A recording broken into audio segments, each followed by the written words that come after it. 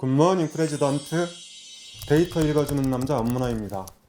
오늘은 안철수 오세훈 단일 후보 승자를 알아보는 시간입니다. 얼마 전 오세훈 후보가 나경원 후보의 깜짝 역전승을 거두면서 역선택 문제가 논란이 됐죠. 그리고 안철수 오세훈 단일화 협상에서도 역선택 문제가 논란이 되고 있습니다. 역선택은 자신이 지지하는 후보의 승리를 위해 사전 경선에서 상대적으로 약하다고 여기는 후보를 지지하는 행위를 말하는 것입니다. 역선택의 대표적인 사례가 있었죠. 2011년 4월 김해을 재보궐선거에서였습니다. 당시 국민참여당의 이봉수 후보는 민주당의 곽진업 후보와 단일화 경선에서 깜짝 승리했습니다. 당시에 국민참여당 지지율이 민주당보다 훨씬 낮았고 이봉수 후보 지지율도 민주당 곽진업 후보에 비해서 상대적으로 낮았죠. 그런데도 불구하고 단일화 경선에서 이봉수 후보가 이기면서 역선택 논란이 일었습니다. 본선에서는 한나라당이죠. 국민의힘 전신이죠. 당시 김태호 후보가 참여당의 이봉수 후보에 다시 이겼습니다. 이때 한나라당 지지자들이 단일화 경선에서 상대적으로 약하다고 여기는 이봉수 후보를 선택했다는 역선택 논란이 일었습니다. 이때 단일화 경선은 한국 정치에도 큰 영향을 미쳤습니다. 당시 국민참여당 유시민 대표가 범진보 진영 여론조사에서 1위 선두권을 달리고 있었는데 이때 이봉수 후보가 지면서 유시민 참여당 대표의 대선 지지율이 빠지기 시작했죠. 그리고 빠진 지지율은 노무현 대통령에게 옮겨갔고 결국 노무현 대통령이 2011년 대선 경선에서 민주당 후보로 확정이 됩니다. 하지만 인구 1-20만 명 정도의 지역구에선 역선택이 일어날 수가 있죠. 그런데 서울은 선거인수, 그러니까 투표권을 가진 선거인수가 대략 800만 명을 넘습니다. 민주당 지지층이라 하더라도 여론조사가 진행되는 2, 3초간의 짧은 시간 동안에 전략적 선택을 하기란 어렵습니다. 강경 보수 일변도를 보였던 나경원 후보보다는 오세훈 후보가 민주당 지지층에게 편하게 느껴졌을 가능성이 더 있는 것이죠. 마찬가지로 오세훈, 안철수 단일화 여론조사에서도 민주당 지지자들이 전략적으로 박영선 후보에 비해서 경쟁력이 낮다고 생각하는 안철수 혹은 오세훈 후보를 선택하기란 쉽지 않습니다. 단일 후보는 과연 누가 될까요? 정답은 오세훈 후보 가능성이 높아 보입니다. 오세훈 후보가 단일 후보 가능성이 높은 이유는 세 가지 정도로 추정해 볼 수 있는데요. 첫 번째, 오세훈 후보는 나경원 후보와 예비 경선에서 예기치 않은 승리를 거뒀습니다. 예기치 않게 승리를 하게 되면 일종의 컨벤션 효과, 다시 말해서 이벤트 효과가 발생하는 것이죠. 그리고 이벤트 효과 뒤에 오세훈 후보 상승세가 계속되고 있는데 한 번 형성된 여론은 줄곧 지속되는 경향이 있습니다. 일종의 관성 같은 것이죠. 두 번째는 선거 앞두고 민주당, 국민의힘 지지층이 결집하고 있습니다. 특히 누가 돼도 좋다는 여론조사가 본물을 이루면서 국민의힘 지지자들이 오세훈 후보 쪽으로 몰리고 있습니다. 세 번째 요인으로는 윤석열 전 검찰총장 나비 효과를 들 수 있는데요.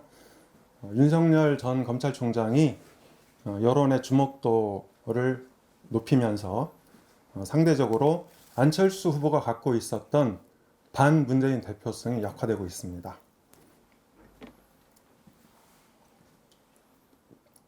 반면에 안철수 후보는 약점이 갈수록 노출되고 있는데요. 첫 번째, 안철수 후보가 오랫동안 기다렸죠. 무려 3개월을 기다렸는데 단일화 피로도가 누적이 되고 있고요. 그리고 안철수 예비 후보는 조금 있다가 빅데이터와 여론조사 데이터를 통해서 확인해 볼 텐데요. 충성도가 약한 게 흠입니다. 세 번째, 보수층 입장에서 볼 때 누가 돼도 민주당 후보에 앞서는 여론조사 결과가 쏟아지고 있는 가운데 굳이 불안해 보이는 안철수 후보를 선택할 이유가 없는 것이죠. 자, 그러면 빅데이터를 통해서 안철수, 오세훈 후보의 경쟁력을 확인해 보겠습니다.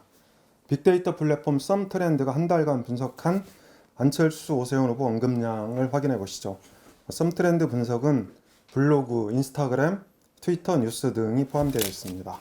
안철수, 오세훈 빅데이터 언급량 비교 분석 자료입니다. 한 달치인데요. 빨간 선이 안철수 후보 그래프고요. 파란 선이 오세훈 후보 그래프입니다. 자, 보시면 2월 중순경에는 안철수 후보 언급량이 오세훈 후보에 비해서 두세 배 높았습니다. 그러다가 3월 초 오세훈 후보 언급량이 갑자기 높아졌죠.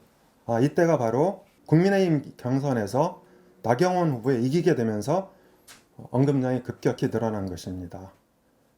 그리고 3월 10일경에는 안철수 후보가 다시 늘어났지만 최근 들어서는 오세훈 후보 상승세가 계속되고 있습니다. 이 인지도는 굉장히 중요한데요. 비슷한 조건이라면 인지도가 높을수록 지지율도 높아지게 됩니다. 그래서 오세훈 후보가 국민의힘 후보로 선출된 이후에 인지도가 상승 추세에 있다. 이렇게 볼 수 있는 것이죠.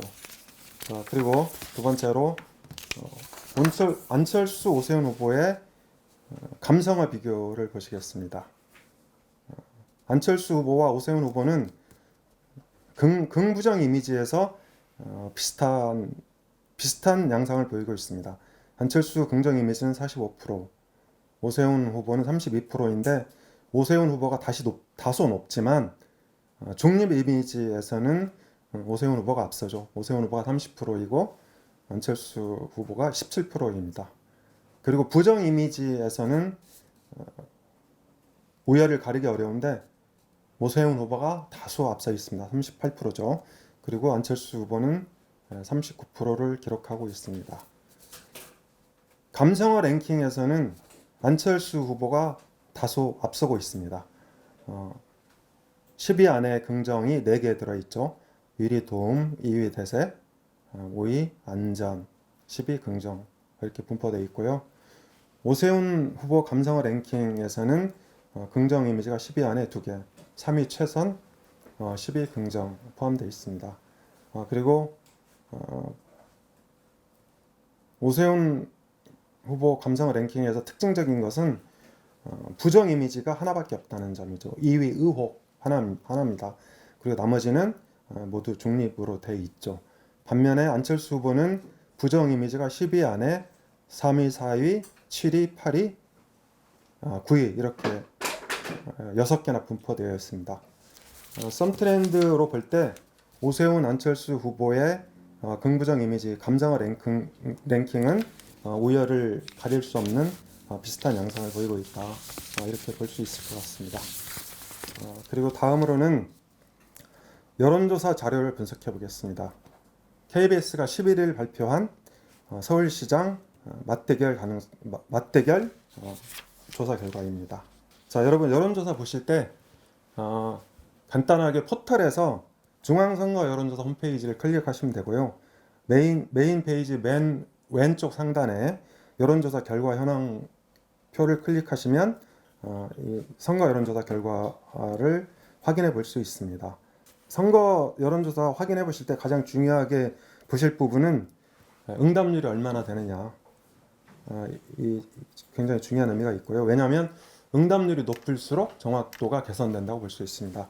그 다음으로 ARS 여론조사냐 전화면접 여론조사냐 이걸 확인해 볼 수 있는데 ARS 여론조사는 주로 표층 여론을 반영하고 전화면접 조사는 심층 여론을 확인해 볼 수 있습니다. 지금처럼 문 대통령과 민주당을 비판하는 표층 여론이 높을 때는 이 여론조사 결과와 실제 민심이 다를 수도 있다. 이걸 확인해 볼 수 있는데요. 자, 그리고 전체 질문지 결과 분석 자료를 클릭하시면 설문지와 결과표를 보실 수 있습니다. 오세훈, 안철수 중에 어느 후보로 단일화되는 것이 좋다고 생각하냐 이 질문 항목인데요. 문제 6번 항목입니다. 이걸 보시면 오세훈 후보가 향후 앞서갈 가능성이 크다는 걸 확인할 수 있는데요. 연령별로 보시면 오세훈 후보는 60대 이상에서 굉장히 높습니다.